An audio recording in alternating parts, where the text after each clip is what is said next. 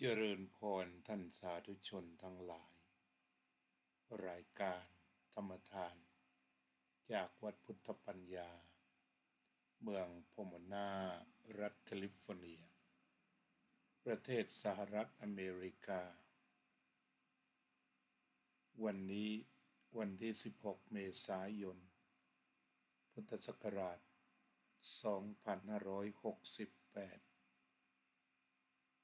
การเที่ยวสงกรานต์ก็น่าจะเบาบางลงหลายท่านก็เที่ยว3 วันนั่นก็คือว่า13 14 15ได้อยู่กับครอบครัวไปทำบุญที่วัดพบมิตรสหายเก่าๆที่เคยได้อยู่ร่วมกันอาจจะไปทำงานกันคนละเมืองคนละแห่งคนละตำบลพอถึงวันสงกรานต์ก็ได้รวมญาติรวมมิตรรวมลูกรวมหลานรวมบุคคลในครอบครัว3 วัน13 14 15แล้วก็บางแห่งก็ขออีกวันหนึ่งคือ16ก็ผ่านพ้นไปแล้ววันนี้ก็16เมษายน2 ทุ่มกว่าแล้วฉะนั้นความสนุกสนานของปีความชุ่มชื่นหัวใจเรื่องสงกรานต์นั้นไม่ได้อยู่ที่สาดน้ำอย่างเดียวก็บางคนไปเข้าใจผิดว่าเล่นสงกรานต์คือสาดน้ำแต่ความจริงแล้วมันมีองค์ประกอบอีกหลายประการที่เป็นอิทธิปัจจยตาจากการจัดงานสงกรานต์ก็มีอินฟลูเอนเซอร์บางท่านก็พูดจากระเดกกระดันว่าถ้าพวกมึงอยากจะสาดน้ำมึงก็ไปไม่ต้องมาบอกกู เป็นอินฟลูเอนเซอร์คือพูดง่ายๆแต่บางคนนี่ก็มีเสรีภาพในการพูดแต่ว่าการพูดไม่ครบ การพูดแบบ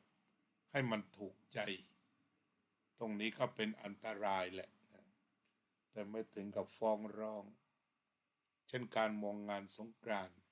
ถ้าเรามองแบบสาดน้ำเดียวๆสนุกสนานอย่างเดียวคงเป็นไปไม่ได้แต่มันมีสาระทั้งสารธรรมวัฒนธรรมประเพณีการรักบ้านเกิดที่มันเป็นนามธรรมที่มีความสำคัญถ้าแค่สาดน้ำก็สาดกันที่บ้าน ไม่ต้องนั่งรถกลับไปหาพ่อหาแม่หาหมู่บ้านเกิดเมืองนอนฉะนั้นการมองอีกประการหนึ่งให้มองแบบอิทธิปัจจยตาว่ามันเจออะไรบ้าง ในอย่างที่อาตมามองงานสงกรานต์เป็นงานกตัญญูคนต้องรักพ่อรักแม่เห็นคุณค่าของพ่อของแม่เป็นสังคมที่มีรากนอกจากมีพ่อแม่บางท่านพ่อแม่เสียแล้วแต่ว่าไปเพื่อบังสกุลให้ท่านก็คือแสดงความกตัญญูกตเวทีแล้วก็กระดูกพ่อแม่มักจะเก็บไว้ที่ไหนก็วัดใกล้บ้านก็ไปทำบุญที่วัดใกล้บ้านได้ส่งเสริมพระศาสนาแล้วก็ได้พบปะญาติทั้งญาติสายโลหิตญาติโดยธรรมก็ในงานสงกรานต์นี่แหละได้ช่วยกระจายรายได้สู่ชนบทงานก่อกองทรายงานรำวงสนุกสนานที่มีการเสียเงินเสียทองมีการทำขนมต่างๆขายนั่นคือการหมุนเวียนทางเศรษฐกิจที่ลงถึงรากหญ้าอย่างแท้จริงคือบางทีเราอาจจะมองถึงชาวต่างชาติที่นำเงินมาโปรยในประเทศไทย อันนั้นก็ส่วนหนึ่งก็มาเยอะเหมือนกันแต่ขณะเดียวกันการที่คนไทยจากจุดหนึ่งนำเงินไปหว่านโปรยโดยผ่านระบบการค้าขายที่มีคุณค่าแท้มีการขายผลผลิตมีผลผลิตมาแปรรูปเอาไว้ง่ายข้าวต้มมัดก็มาจากข้าวเหนียวมาจากกล้วยมาจากมะพร้าวมันก็เป็นอิทธิปัจจยตาที่ตัวเศรษฐกิจจะยึดโยงไปทั้งหมดแต่ฉะนั้นสงกรานต์ไม่ได้หมายความว่าสาดน้ำอย่างเดียวสาดน้ำก็ดี ดีกว่าไล่ตีหัวกันดีกว่ายิงกันตายให้สาดน้ำกันแล้วมันนิ่มมันเย็นเนี่ยอาตมาก็เห็นอินฟลูเอนเซอร์ของไทยบางท่านที่เหมือนจะเป็นชี้ตายเรื่องศาสนาไปใครมีอะไรก็ให้ตีความแล้วตีจนเละนะบางทีตีจนขาดมุมมองเชิงวัฒนธรรมดังที่เคยก้าวล่วงไปยังวันตรุษจีนอะไรต่างๆเรียกว่าตีจนเละตีจนพังแบบนั้นทีนี้ถ้าเราตีความเชื่อมโยงมองประโยชน์ก็จะเห็นได้ว่าเกิดโทษน้อยถ้าเข้าใจมองก็เป็นความจริงแหละไม่ใช่โลกอุดมคติหรือโลกสวยขอทักทายอาจารย์สาธิตธีระปัญโยโยมโซเฟียสุภาพรโยมรุ่งนภาโรจนะบุรานนท์โยมสุนิตวงศ์สุเทพโยมกัลยาว่องทิพย์คงคาโยมโซเฟียสุภาพรโยมอุบลอินทวงศ์โยมทิติมามาเธอโยมประพันธ์วงพาณิชย์โยมพยาวเจนพนัทโยมบุญรัตนสงขลาโยมสุชาดาปัทมวานิช Good morning Dave โอเค Good morning welcome เจริญพรโยมสุพนิกาฉายาลักษณ์ก็เป็นอันว่าเราได้ปรารภงานสงกรานต์กันทีนี้ก็เป็นอันว่าท่านผู้ใดใช้สติและสัมปชัญญะในการเดินทางไปทำงานสงกรานต์ครั้งนี้ก็ถือว่ากลับมาปลอดภัยอาจจะเรียกว่าสติรักษาสัมปชัญญะคุ้มครองได้คือไปปลอดภัยมาปลอดภัยตามคำอธิษฐานของทุกคนนี่แหละว่าให้กลับไปบ้านเกิดเมืองนอนไปเยี่ยมครอบครัวปลอดภัยและกลับมาปลอดภัยGood morning Dave Good morning most venerable friend you are a model of kindness and compassion thank you thank you very much I try to practice more compassion and kindness if we can see things going on the world on the basis of loving kindness and compassion we can break obstacle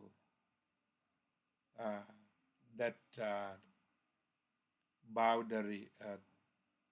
that barrier about the view and we can break through the barrier to see on things that they really are so I love to see something through loving kindness compassion and understanding deep understanding on the way of interdependent origination or interconnected หลวงพ่อปานดร.พระสุเมธ สุเมโธ วัดป่าขันติการาม สวัสดีครับ สุขสันต์วันสงกรานต์ย้อนหลังนะครับขอบคุณครับที่เข้ามาชมรายการอาตมาขึ้นหัวข้อว่าอยู่ในโลกปัจจุบันสติสำคัญจริงๆอันนี้ก็สติสัมปชัญญะก็สำคัญตั้งแต่เดินทางกลับบ้านปลอดภัยแล้วก็กลับมาที่ทำงานปลอดภัยโยมพรพันธ์เบรดเล่โยมศิวิไลศรีวงใจเดินทางกลับภูมิลำเนาปลอดภัยเดินทางกลับมาที่ทำงานปลอดภัยเพราะมีสติและสัมปชัญญะเป็นพระแท้เป็นพระธรรมที่คุ้มครองทุกชีวิตให้ปลอดภัยถ้าเรามาดูว่าปฏิบัติธรรมแล้วได้อะไรเราก็ต้องบอกว่าปฏิบัติธรรมแล้วปลอดภัยแม้แต่ลงบันไดสูงเนี่ยก็ต้องปฏิบัติธรรมทันทีเพราะว่ามันปลอดภัยชานนท์โยมชานนท์ลาภณทิภากรอาจารย์วัชชานนท์ลาภทิภากรยินดีต้อนรับสู่รายการธรรมทานโยมสสิรัมภาสุพลเหมือนกับเคยผ่านหูผ่านตาอยู่โยมสสิรัมภายินดีต้อนรับ Once we see through kindness there no other way to view it although negativity exists it cannot penetrate Dhamma yes it is your view is absolutely correct and if we see everything through kindness we can see everything and when we have negativity it is as same as the darkness that barrier our view to penetrate through the truth okay please you post it on Peace Shop Family สวัสดีบูสวัสดีบูเจริญพรชัยพลพงพักเจริญพรเราก็ต้องมาตั้งหลักกันที่การมีสติเนี่ยถือว่าเป็นเรื่องสำคัญที่ต้องพูดกันทุกวันก็ได้เหมือนข้าวกินน้ำอาบเพราะว่ามันเป็นสิ่งศักดิ์สิทธิ์เป็นเครื่องรางของขลังพระอาจารย์ข้าที่นั่นอากาศหนาวไหมหนาวมาตั้งแต่เมื่อวาน วันนี้อาตมาก็เลยต้องห่มจีวรคลุมบ่าออกอากาศเพราะหนาวจริงๆวันนี้หนาวอยู่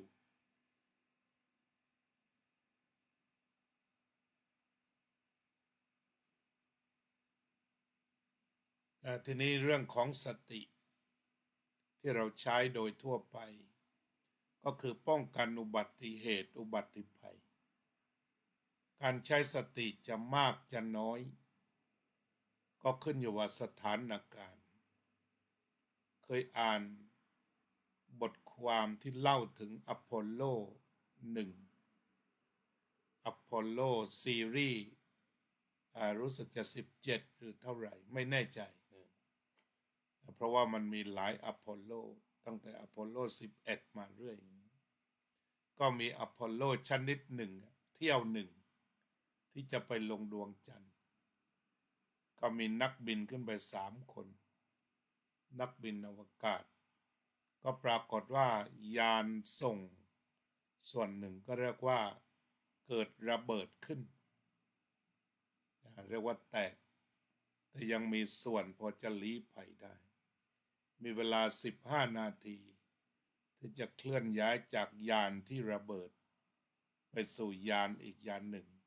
ที่จะนำไปลงดวงจันทร์นักบินทั้ง3มีสติดีมากทันทีได้ยินเสียงระเบิดนั้นไปบางส่วนแล้วถ้าสติไม่ดีจริงก็เรียกว่าทำอะไรไม่ถูก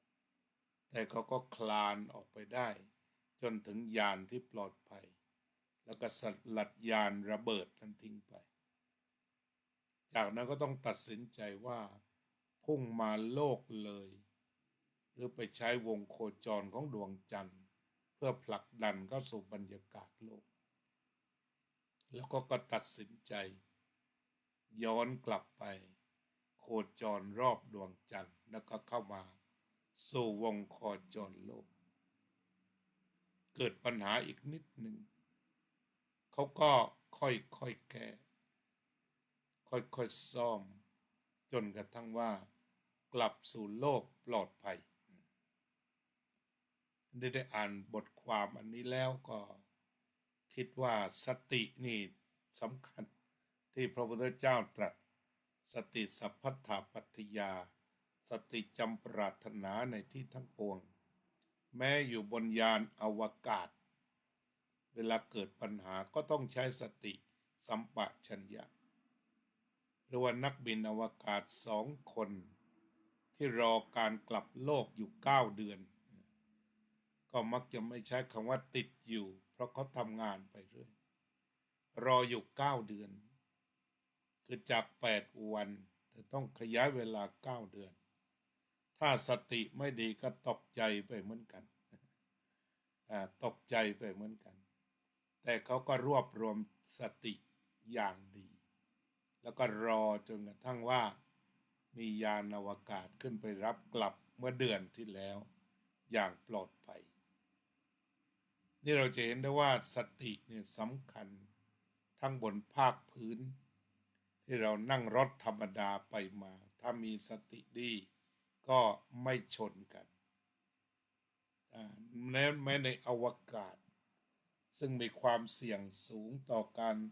ใช้เทคโนโลยีขั้นสูงมีปัญญาชั้นสูงแต่ว่าถ้าสติไม่ดีก็แย่ที่เขาก็ฝึกสติมันดีก็ทำหน้าที่อย่างดีที่สุดแล้วก็ปลอดภัยเจริญพรโยมจิรษาตอนนี้เวลาที่อเมริกา6:23 นาทีเช้าทางโน้นก็คือบ่าย3:23 นาทีโยมก็เป็นประธานของวัดวชิระธรรมาภิรตารามที่ซูริกก็พยายามจะเทียบเวลา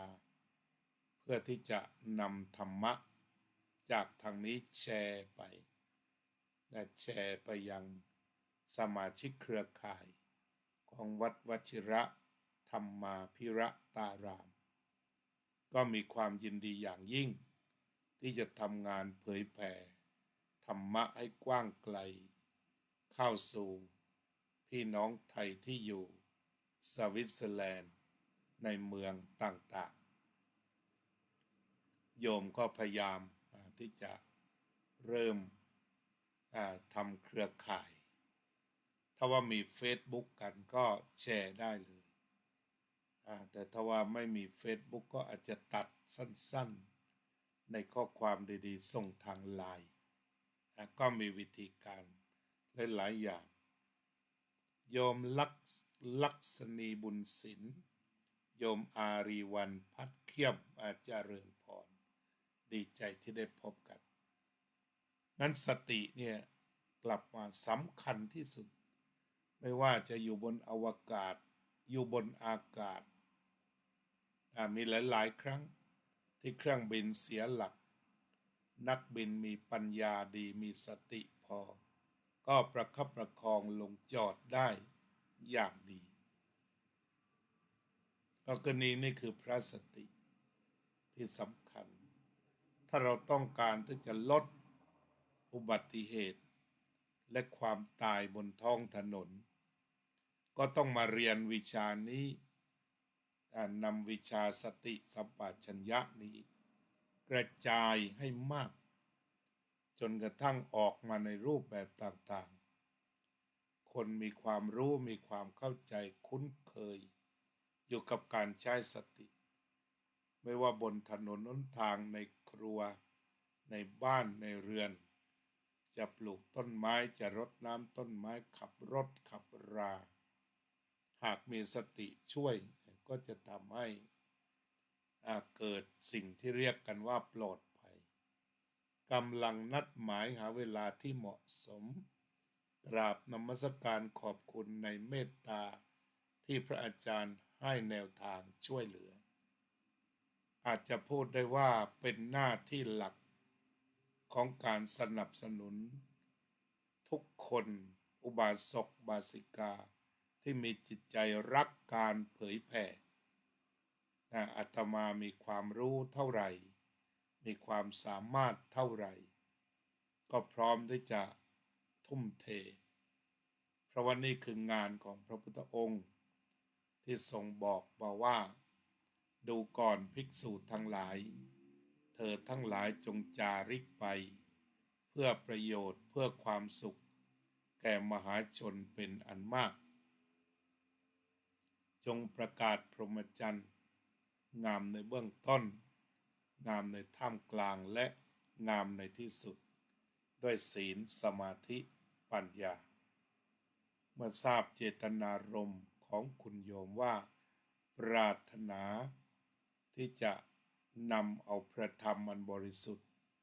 ของพระสัมมาสัมพุทธเจ้าไปแจกจ่ายมิตรสหายทั้งไทยและชาวท้องถิ่นให้ได้นำธรรมะรักษากายรักษาใจและพ้นจากทุกข์นี่ก็เป็นกุศลเจตนาที่เราจะต้องช่วยเหลือกันในด้านใดที่ช่วยได้อย่างเต็มที่ในนามของชาวพุทธลูกพระพุทธเจ้าลูกสาวพระพุทธเจ้าพุทธบุตรพุทธธิดาที่มีความขวนขวายเห็นคุณค่าธรรมะก็ต้องช่วยสนับสนุนกันนี่ก็เรียกว่าเป็นเรื่องที่เราต้องเป็นวิชาสติ เพราะดูแล้วเนี่ยเรามีตัวอย่างว่าถ้าใช้สติดีๆนะเราจะปลอดภัยมากทีนี้ต้นทางของสติก็คือต้องหยุดพวกของเมาด้วยนี่พระพุทธศาสนาสอนให้ได้ชีวิตบริสุทธิ์นอกจากปลอดภัยและบริสุทธิ์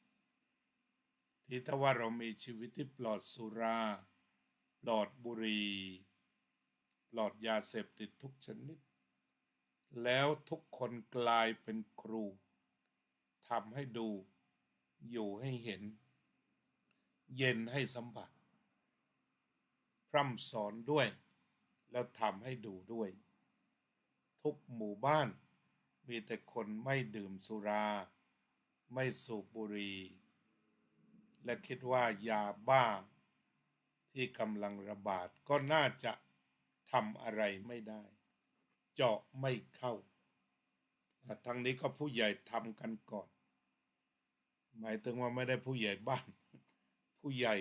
พ่อแม่ครูบาอาจารย์สร้างค่านิยม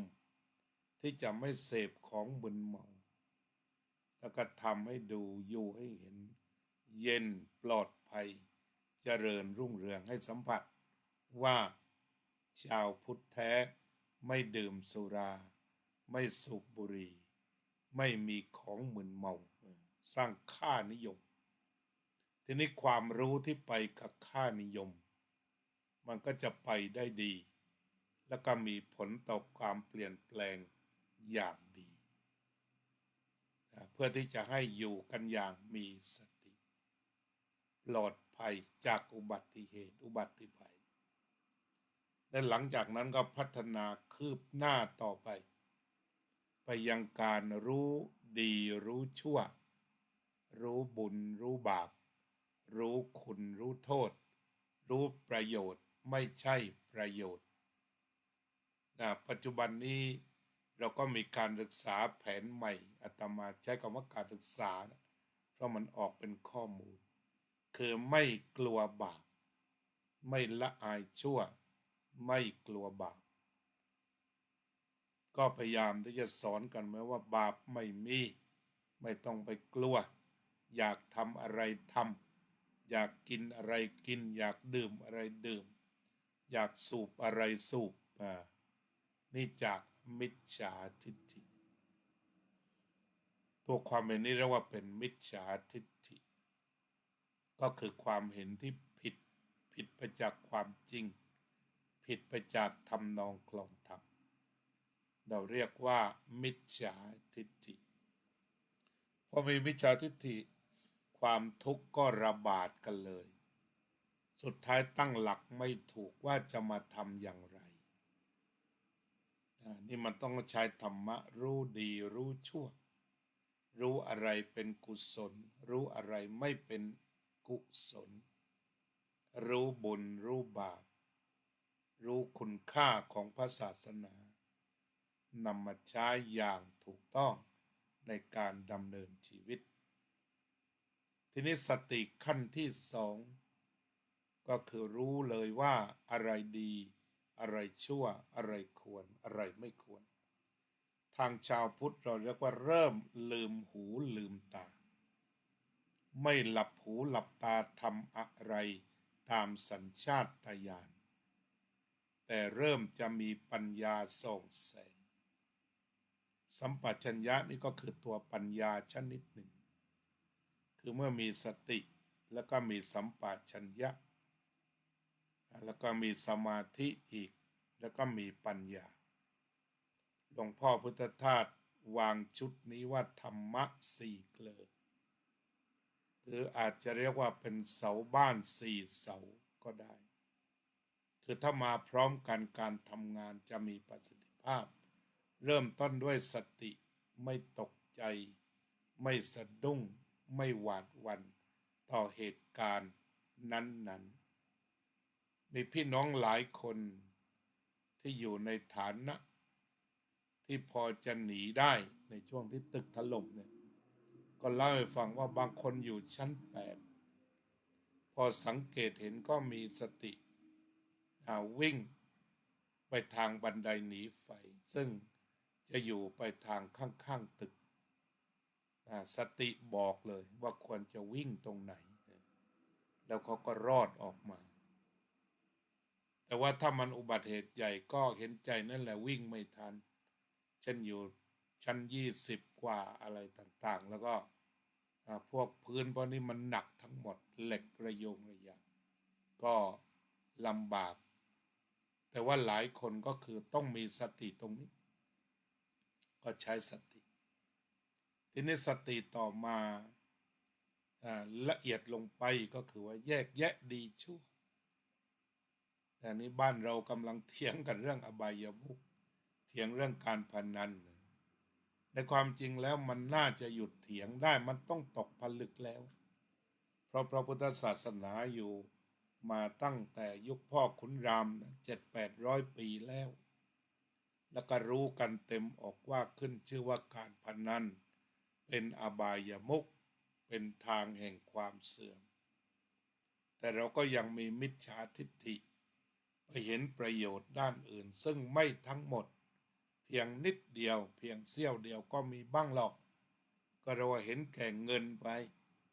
โดยบอกว่ามันทำเงินเหตุผลมีแค่นั้นแต่มันไม่ได้ทำเงินกับทุกคนที่เดินเข้าไปมันเป็นเพียงว่ามันล้วงกระเป๋าคนหนึ่งแล้วไปให้คนหนึ่งเกิดความอายุติธรรมขึ้นตรงนั้นเท่านั้นเองที่เราก็จะเห็นได้ว่าพลังศีลธรรมในขณะนี้พลังของมุสลิมจะแข็งกว่าจะมีอิทธิพลกว่าเอายกตัวอย่างพลังชาวพุทธ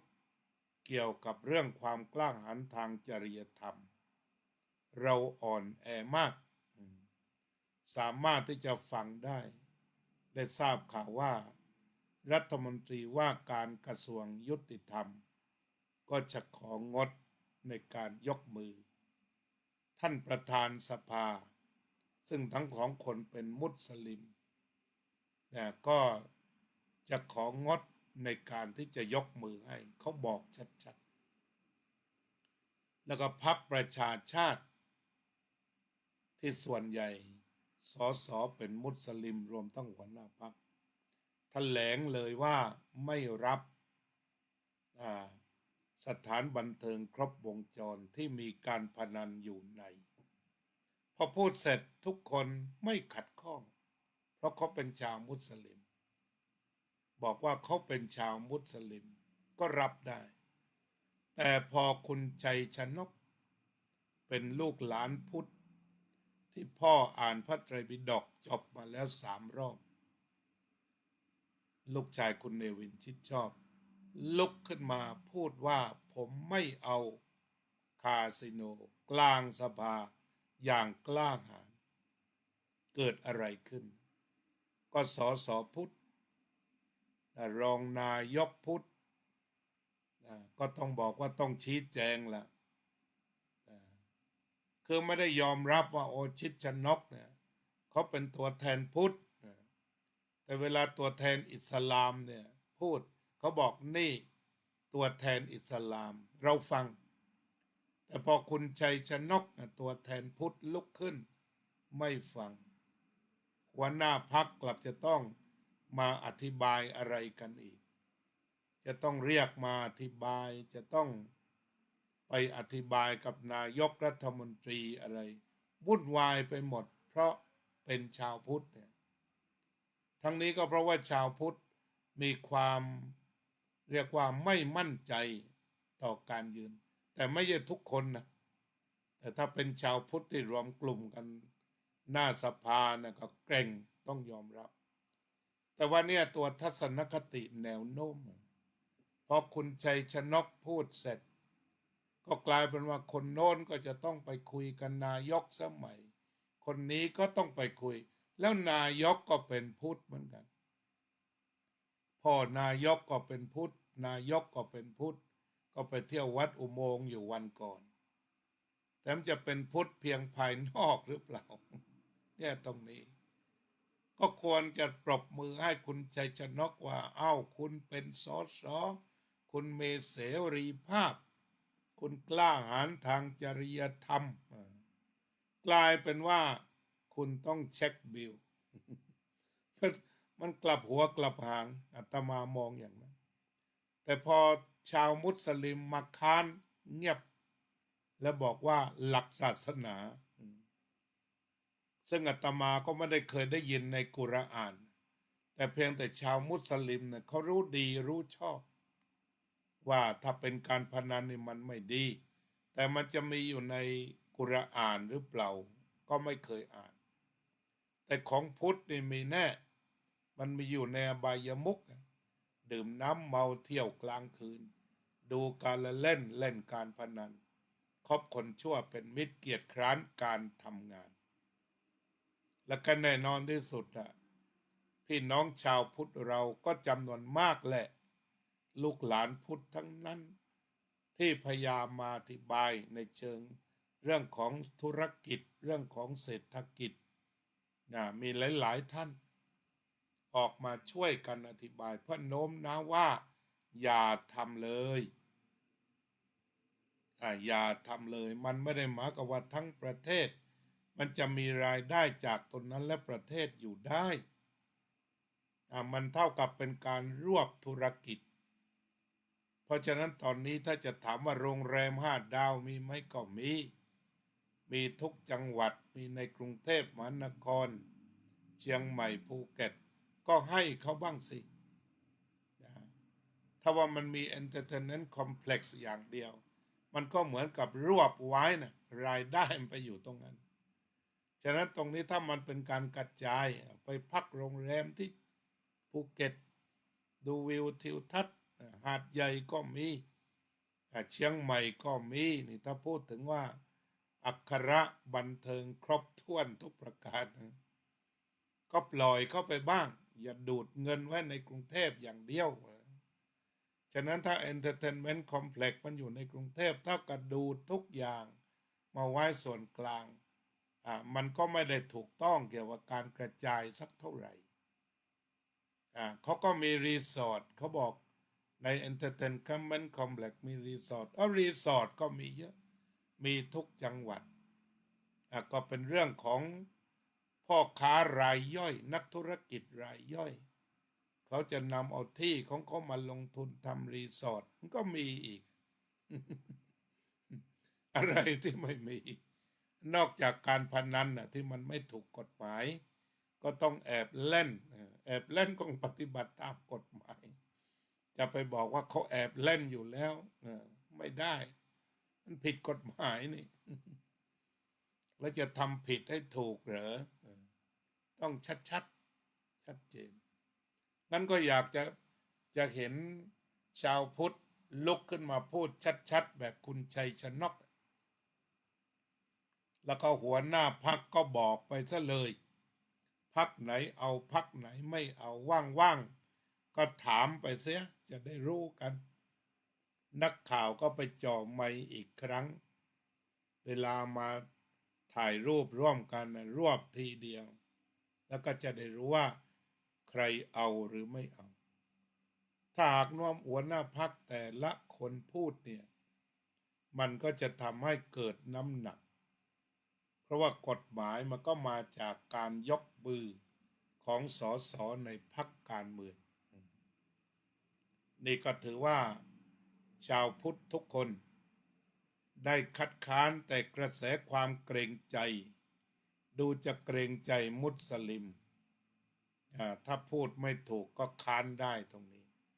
แต่ต่อมาดูกระแสก็คือเกรงใจชาวมุสลิมซึ่งเขาก็พูดถูกนั่นแหละที่เขาไม่เอาการพนันแต่เสียงดังกว่าพุทธเนี่ยเวลาชาวพุทธไปร่วมต่อต้านคนเดินขบวนเยอะๆก็ไปว่าเขาอีกว่าถูกพวกใต้ดินจ้างมาบ้างอะไรบ้างเนี่ยซึ่งสิ่งเหล่านี้มันไม่ได้ให้เกียรติหรือไม่ได้ฟังชาวพุทธซึ่งเขาออกมาคัดค้านอย่างจริงใจนั้นประชาธิปไตยนี่เราก็ต้องฟังหลายเสียงเหมือนกันก็หลายท่านอย่างหมอเขียวท่านก็สุดยอดใช้สติใช้ปัญญาใช้ความเยือกเย็นอธิบายนี่แสดงความเป็นชาวพุทธแท้ทีนี้เราก็จะอธิบายกันไปถึงไหนก็อธิบายกันไปเรื่อยให้เข้าใจนั่นแหละอธิบายกันไปจนกว่ากฎหมายจะผ่านแล้วเราก็ยังคงอธิบายต่อไปให้ระมัดระวังพิษภัยของการพนันต่อไปก็ไม่หยุดละตราบใดที่ศาสนาพุทธยังอยู่ในไทยเนี่ยอบายมุขก็ต้องสอนกันไปสอนให้ครบถ้วนนั่นแหละเพราะนั้นการคัดค้านการดื่มน้ำเมาการเที่ยวกลางคืนดูการละเล่นการพนันคบคนชั่วเป็นมิตรเกียรติคร้านการทำงานชาวพุทธก็ต้องค้านต่อไปแต่ว่าการคัดค้านนั้นอย่าใช้ความรุนแรงใช้สติใช้สัมปชัญญะสมาธิและปัญญาค่อยๆอธิบายหาตัวอย่างดีๆเช่นในประเทศไทยคนระดับคุณชูวิทย์ก็มาให้ความรู้คุณธาดาไทยเศรษฐ์ที่บอกว่าตนเองก็เล่นแต่มาให้ความรู้ในเชิงไม่เห็นด้วยเช่นเดียวกันงั้นพรรคภูมิใจไทย2 เสียงได้แล้ว2 เสียงที่จะคัดค้านเขาคัดค้านชัดเจนเห็นโทษทำด้วยปัญญาไม่ได้งมงายหรือเชื่อฟังตาพึดตาพือแต่ว่ากลายเป็นคนอื่นไปที่ว่าเชื่อปักหัวแล้วพอคนอื่นมีความเห็นต่างก็ดันไป ต้องพามาอธิบายให้เหมือนตัวก็ปากก็พูดว่าเคารพประชาธิปไตยแต่พอเขาจะนำประชาธิปไตยโดยธรรมเข้าไปก็จะต้องเรียกสอบสวนกันมันเรียกว่าจะได้กลิ่นเผด็จการอ่อนๆหรือเปล่าอย่าเอาเสื้อประชาธิปไตยไปคลุมใจเผด็จการเชียวนะเนี่ยความทุกข์มันเกิดแท้ละเนี่ยตอนนี้ดูระบบประชาธิปไตยที่สุดท้ายไส้เป็นเผด็จการของอเมริกาเนี่ยกระบวนการประชาธิปไตยเบิดแต่พอได้ไส้ในเป็นเผด็จการก็ปั่นป่วนไปทั่วแม้แต่ในระบบการศึกษาอย่างฮาร์วาร์ดก็ต้องมึนเหมือนกันเจอลูกนี้เข้าไปซึ่งเรียกว่ามีอิสรภาพเป็นมหาวิทยาลัยแรกๆของอเมริกาที่เรียกว่ามีอิสรภาพที่สุดในการผลิตบัณฑิตสาขาต่างๆไปอยู่ทั่วโลกแต่ตอนนี้เจอระบอบประชาธิปไตยไปคลุมเผด็จการในเข้าให้เรียกว่าตอนนี้มันเริ่มมีไส้ในเข้าไปก็กลายเป็นปัญหาติดตามข่าวเอาเถอะนั่นแหละฉะนั้นประชาธิปไตยมันจะต้องมีทั้งหมดทั้งหัวใจและทั้งกายคือ process และหัวใจก็คือการฟังทุกฝ่ายฟังทุกกลุ่มเล็กกลุ่มน้อยแล้วก็บางอย่างหากว่ามันเสียหายมากกว่าก็หยุดได้ไม่เป็นประมาณไม่มีใครว่าอะไรนักการพนันมีกลุ่มเล็กๆไม่ใช่คนทั้งประเทศนะนี่ถ้าเราใช้ระบบประชาธิปไตยไปช่วยก็เรียกว่าถ้าให้ชัดเจนกับทำประชามติรู้แล้วรู้รอดกันไปซะเลยก็ได้แต่ว่ายังไงก็ตามของที่ไม่ดีก็ไม่ได้จำเป็นที่จะต้องไปยกมือเสมอไปบางทีระหว่างโจรกับบัณฑิตโจรก็ยกมือเอาไปได้แต่โชคดีประเทศไทยเรามีราชบัณฑิตที่ชี้ผิดชี้ถูกนี่ก็เป็นสติอีกส่วนหนึ่งและสติที่สำคัญก็คืออย่าวู่วามต้องไปโยงไปหาสติปัฏฐานสี่นั่นก็คือว่าถอนความพอใจและความไม่พอใจในโลกออกเสียได้นี่หัวใจของการเจริญสติก็คือทั้งหลายทั้งปวงก็สามารถทำความเข้าใจอธิบายได้แต่ไม่ต้องโกรธไม่ต้องเกรี้ยวกราดไม่ต้องเกลียดคนเห็นต่าง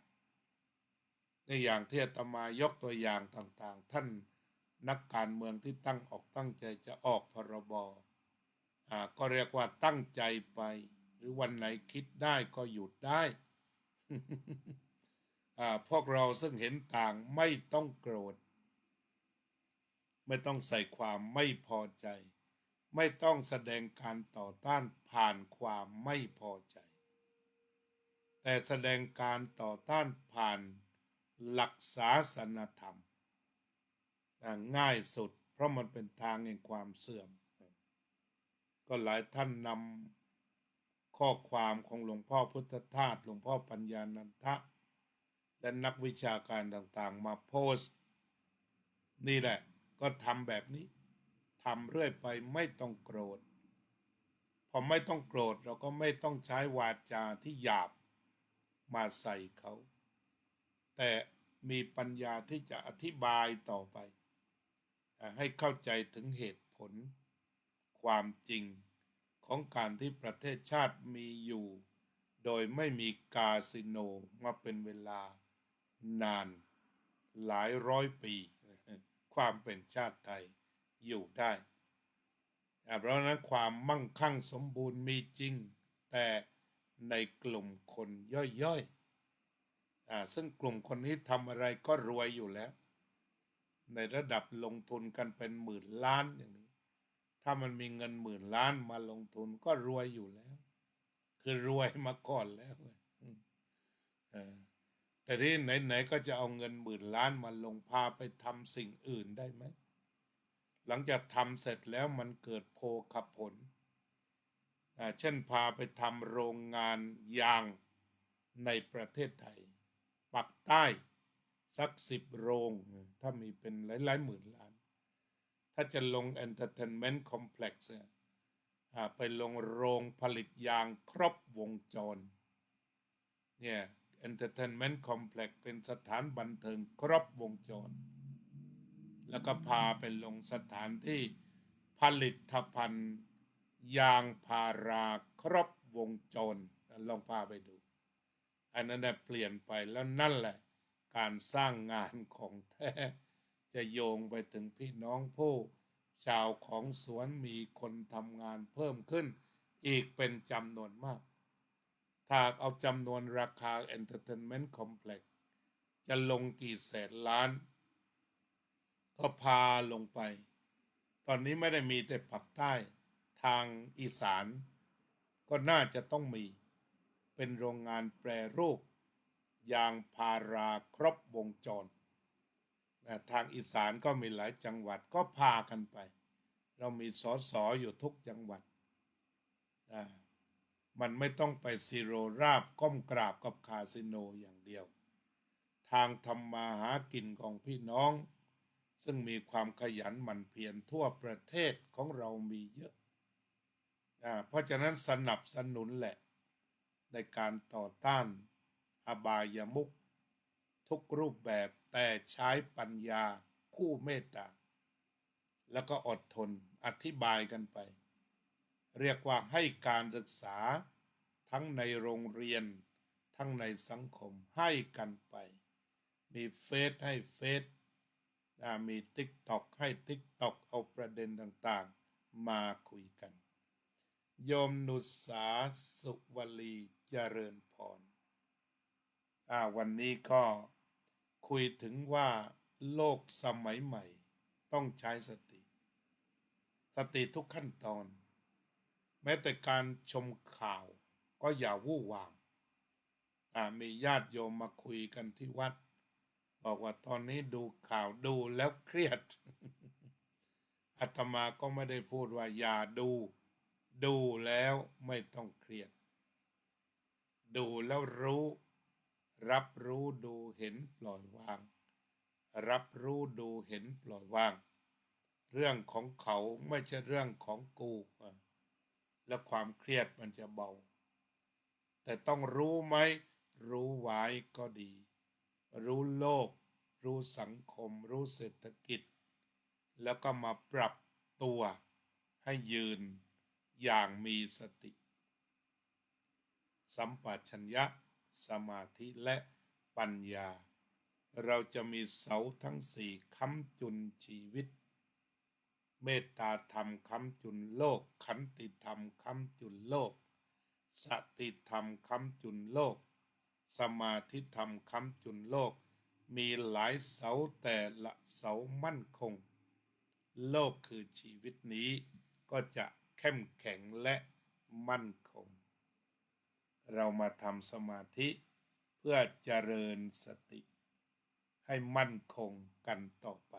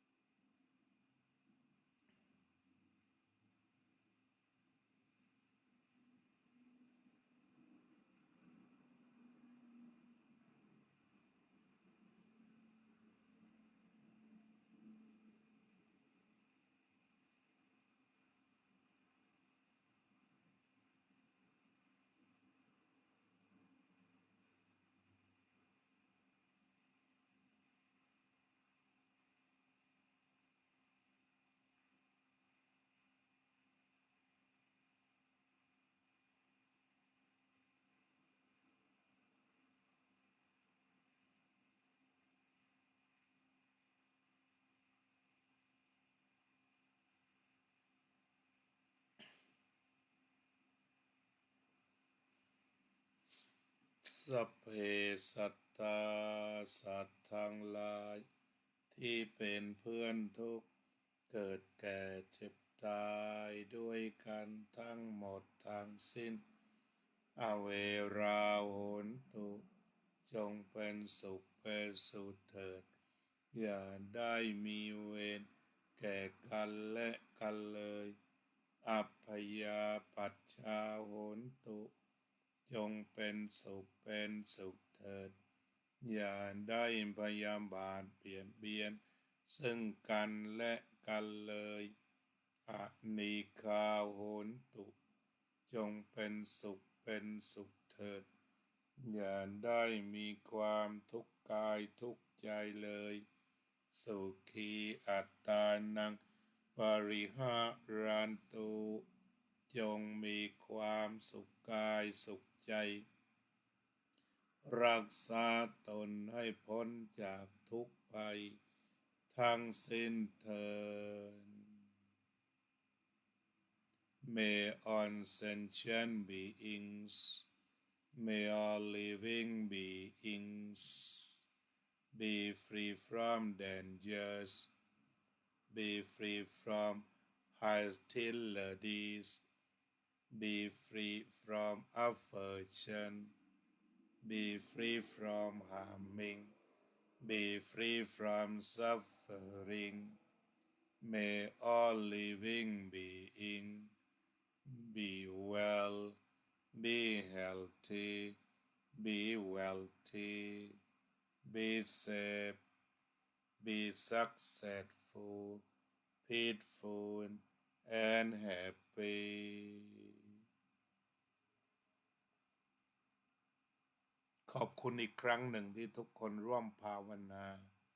โยมสุพรรณิกาโยมกัลยาโยมศิวิไลโยมอุบล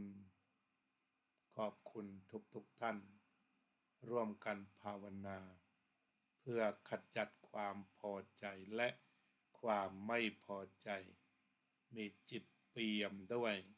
สติสมาธิและปัญญาขอบคุณโยมทิติมาด้วยเจริญพรอยู่กันจนจบคงจะต้องอำลาไปก่อนเนาะพรุ่งนี้มาพบกันอีก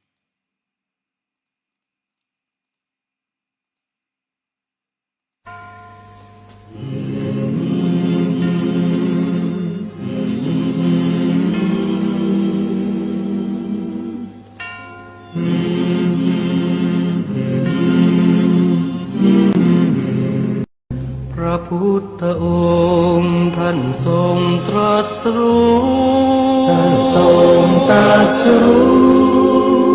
เป็นสัพพัญญูตรัสสอนความจริงว่าธรรมะย่อมชนะทุกสิ่ง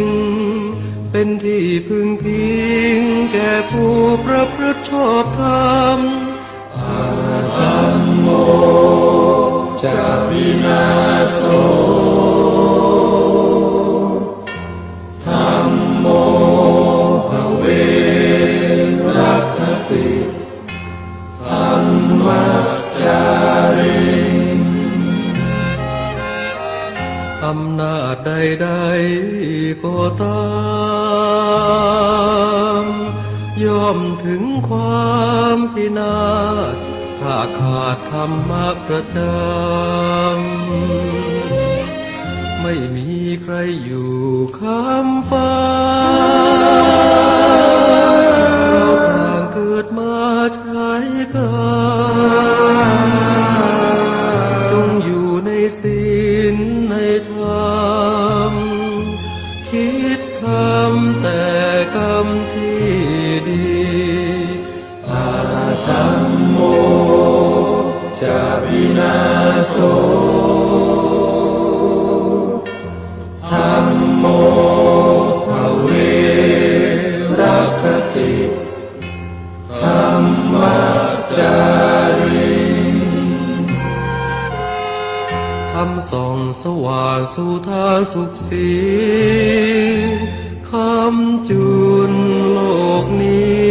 นิรันดร์อาธรรมโมจะวินาโส